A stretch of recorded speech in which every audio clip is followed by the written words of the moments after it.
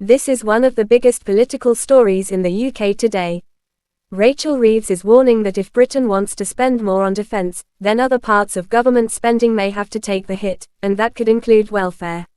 Speaking in Washington, she said ministers are working through a range of options, but she made clear she does not want to fund a bigger defence budget through higher taxes or more borrowing. Here's why this is suddenly such a big issue. The pressure for higher military spending has intensified because of the war in Ukraine, the conflict involving Iran, and wider security fears across Europe. Reeves said, difficult choices are needed, while also saying national security comes first. And this is where it starts hitting politically. She did not spell out exact welfare cuts, but when asked directly, she refused to rule that out. Instead, she said she would always do the right thing for the country as Chancellor. At the same time, she did rule out one major change, saying Labour is still committed to keeping the pensions triple lock. So the message coming out is pretty clear. If taxes are off the table, and borrowing is also off the table, then the money for more defence has to come from somewhere else.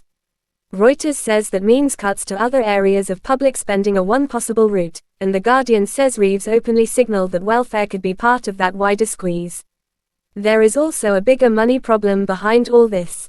Reeves said debt interest is already taking up a huge chunk of public spending, and argued that borrowing more would only make that worse. She also said the economic shock linked to the Iran conflict is making the government's room for maneuver even tighter. And defense spending is already rising.